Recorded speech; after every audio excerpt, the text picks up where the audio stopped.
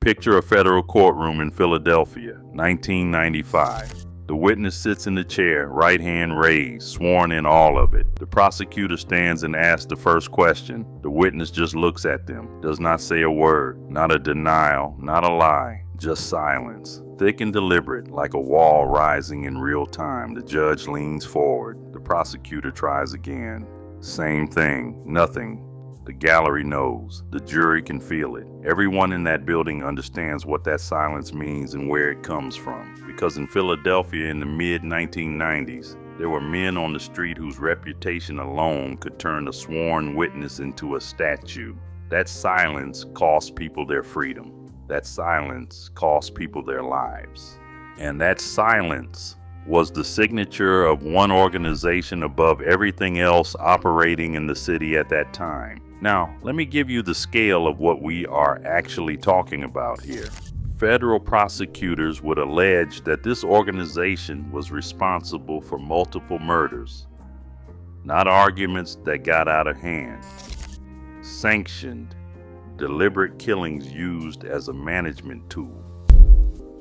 The organization ran crack cocaine through the veins of North and West Philadelphia at a volume that generated millions of dollars. They operated in a city that had already lived through one black mafia, had already seen what organized criminal terror looked like, and somehow produced something that in terms of raw, daily violence arguably went further. And at the center of it was a man from the Badlands who prosecutors would put in front of a jury and call one of the most dangerous figures in the history of Philadelphia organized crime. His name was Aaron Jones, and the organization he helped build called itself the Junior Black Mafia. I want you to understand what Philadelphia actually was before we get to any of that, because you cannot understand the JBM without understanding the city that made them possible. North Philadelphia in the late 1980s was a landscape that had been systematically abandoned. The manufacturing jobs that had kept working families afloat through the middle of the century were gone. Factories closed.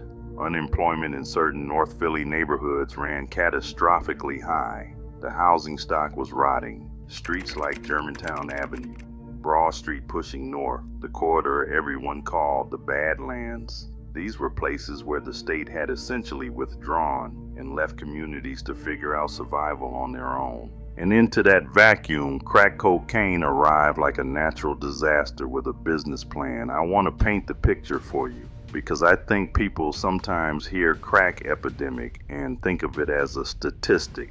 It was not a statistic in North Philadelphia in 1988. It was the smell coming from the third floor of a row house on a Tuesday afternoon. It was a corner that had 6 people on it at 7 in the morning and 12 at midnight. It was money moving faster than anyone in that neighborhood had ever seen it move. And young men doing the math and arriving at conclusions that made complete sense given the options in front of them. That is not an excuse, that is context. And context is the only thing that explains how what comes next was even possible. But here's the thing you need to understand about Philadelphia specifically. This city had already been through one version of this story, and the memory of it was still alive in the streets. The original Black Mafia, sometimes called the Philadelphia Black Mafia, or simply the PBM, had terrorized the city through the late 1960s and into the 1970s. The organization had alleged ties to individuals connected with the Nation of Islam's Philadelphia Mosque, though the relationship between the religious institution and the criminal enterprise was complicated and contested. What was not contested was what the Black Mafia did. They ran extortion rackets across Black Philadelphia. They murdered people with a brazenness that stunned even veteran law enforcement. They shook down numbers operators, after-hours clubs, anyone generating money in the community. Key figures like Samuel Christian and Ronald Harvey became names that carried genuine dread through an entire city. Federal prosecution eventually dismantled much of the original organization through the 1970s and into the early 1980s. By the time the crack era arrived, Most of the original Black Mafia's leadership was either dead, imprisoned, or a faded legend. But legends do not disappear in neighborhoods like North Philadelphia. They become blueprints. I've been telling these stories for years, and the thing that still gets me about the JBM is the deliberateness of it. These were not young men who stumbled into an organization and gave it a name afterward. They consciously reached back into Philadelphia's criminal history, grabbed the most terrifying brand the city had ever produced, and attached it to themselves. Junior Black Mafia. The name itself is a statement of intent. We know what they did. We are the next version. The organization that would become the JBM coalesced in North Philadelphia in the late 1980s. Aaron Jones was among its central figures. Jones had grown up in the environment we just described, the Badlands, the abandonment, the crack money flooding into streets that had been dried out by disinvestment for a generation. Federal court records and contemporaneous Philadelphia Inquirer reporting established Jones as a key figure in the JBM's leadership structure, a man whose name carried weight both inside the organization and in the fear it generated in the surrounding community. But the JBM was never one man, and that is both what made it powerful and what ultimately made it fragile. The organization in its operational years included a number of figures whose names would cycle through the Philadelphia court system for years. The organization had structure, had hierarchy, had the kind of deliberate organization that separates a gang from a criminal enterprise in the eyes of federal prosecutors. And federal prosecutors were eventually going to become very interested in all of it, but that comes later. First, the JBM had to build something. And what they built in the late 1980s and into the early 1990s was a crack distribution network that covered significant portions of North and West Philadelphia. The corners were organized, the product moved with consistency, and the violence that protected the operation was not random, not impulsive, it was policy. Do the math on what that actually means. When murder is your quality control system, when killing is how you handle disputes and enforce loyalty and eliminate competition, you are not running a street corner. You are running something that functions like a corporation with a body disposal problem. That is not hyperbole. That is what federal prosecutors alleged, and what the evidence presented at trial supported. And here's where the story gets darker, because the violence was not only directed outward. Federal allegations against JBM members included murders within the organization, people who were believed to be cooperating with law enforcement, people who fell out of favor, people who were in the wrong place when the paranoia that naturally accompanies that kind of operation reached a certain temperature. The Philadelphia Inquirer documented the community terror that surrounded the organization, the way witnesses in murder cases connected to the JBM would recant, go silent, or simply disappear from the process entirely. That courtroom silence I described at the open, it happened more than once. It was a pattern. I want you to sit with that for a second, because we are not talking about a neighborhood where people are indifferent to crime. We are talking about a community that was being terrorized, that watched its people killed, that lived with the constant noise of this organization operating in its streets, and that still, consistently, could not produce witnesses willing to stand up in court and say what they saw. That is not indifference. That is a level of fear that has become structural, that has embedded itself into the daily calculations of an entire community. And that fear was the JBM's most valuable asset. By the early 1990s, federal investigators were circling. The FBI, the DEA, and the Philadelphia Police Department were all building cases, but the cases kept hitting the same wall. Witnesses who had spoken to investigators would change their stories. Grand jury testimony would fail to produce indictments that held up. The organization seemed from the outside almost prosecution-proof. Almost.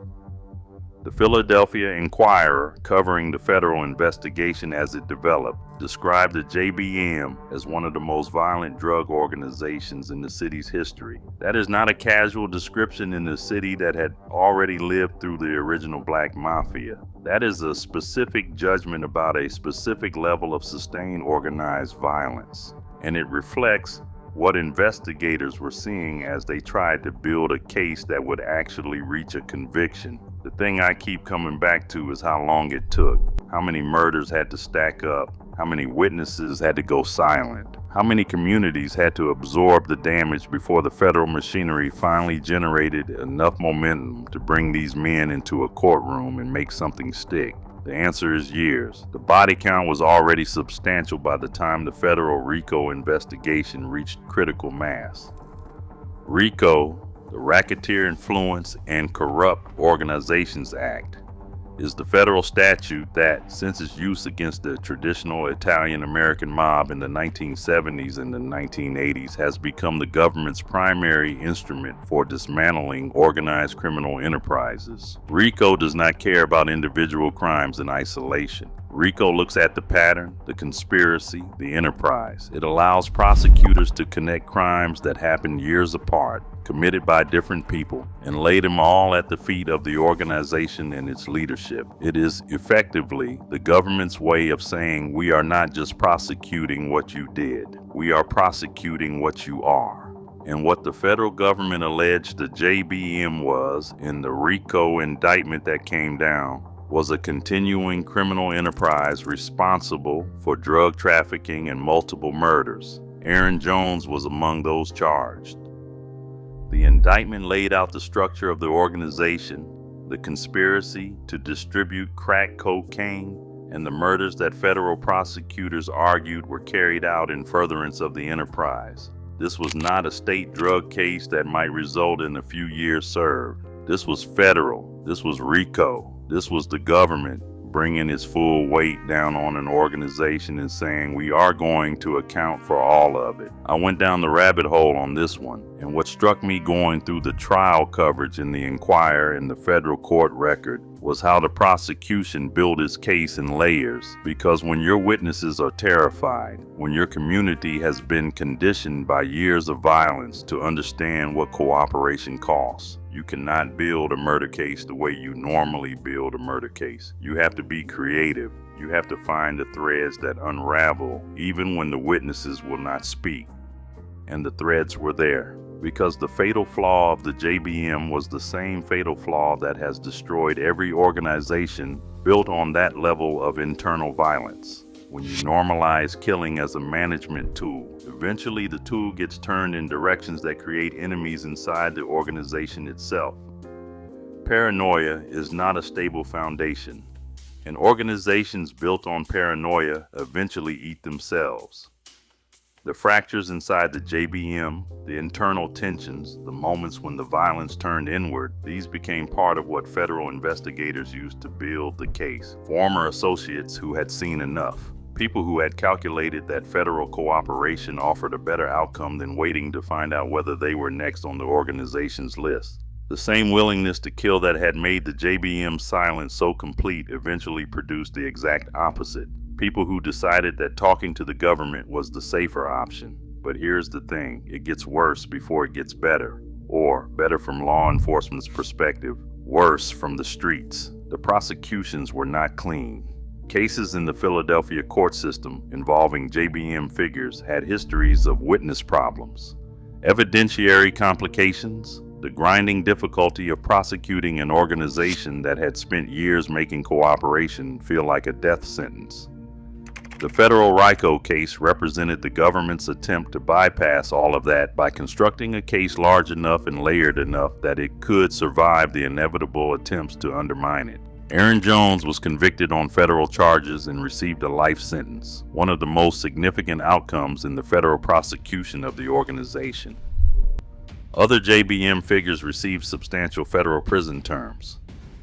The organization that had controlled corners across North and West Philadelphia, that had generated millions in crack revenue, that had used murder as routine business practice was effectively broken as a functioning enterprise by the federal prosecutions of the mid-1990s.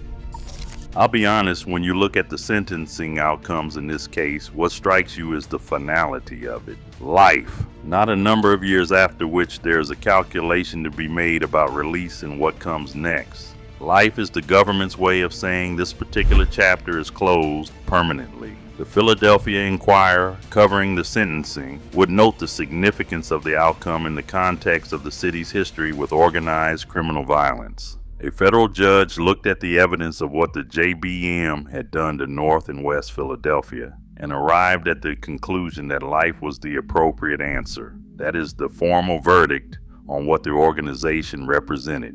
But formal records only tell part of the story. The other part lives in the neighborhoods. North Philadelphia did not become peaceful when the JBM's leadership went to federal prison. The drug trade did not stop. The corners did not empty. What happened instead was what always happens when an organization that has used violence to consolidate control is suddenly removed.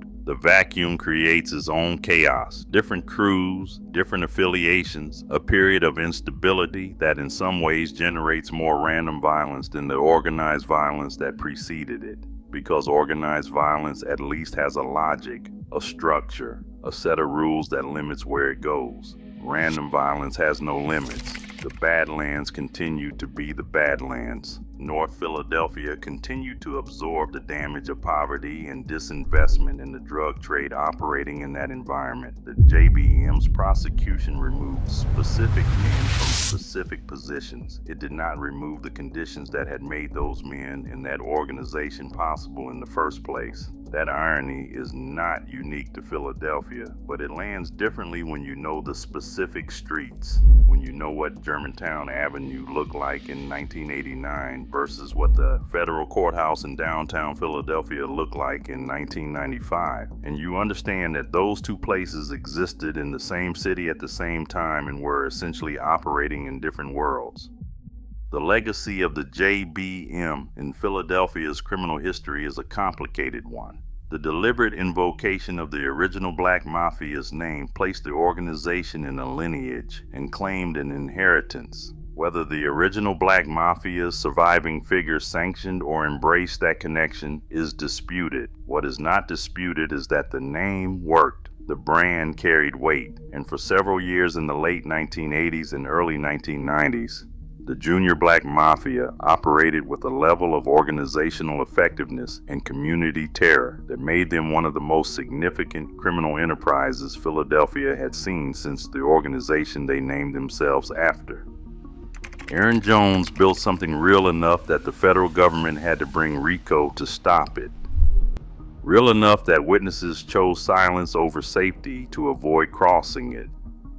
Real enough that life in federal prison was the answer a federal judge arrived at when the jury came back. That is the measure of what the JBM was. Not a street corner operation, not a neighborhood crew. A federal case. A RICO enterprise. A chapter in Philadelphia's history that required the full machinery of federal law enforcement to close. The corners he once controlled have turned over multiple times since the 1990s. New faces, new organizations, the same underlying conditions. The original Black Mafia that the JBM named itself after is remembered now mostly in true crime archives and academic studies of Philadelphia's criminal history. The JBM's place in that same lineage is secure, whether secure by legacy or by infamy, depending on where you're standing. Back in that Philadelphia courtroom, 1995. The witness who would not speak. The silence that filled the room like something with physical weight. That silence was built over years, cemented by violence, by reputation, by the understanding of what cooperation cost in the city where certain organizations had made the cost absolutely clear. The men who created that silence received life sentences, but the silence itself, the structural fear that made an entire community calculate that staying quiet was safer than speaking, does not dissolve with a federal conviction. That fear lives in the neighborhood long after the trial is over.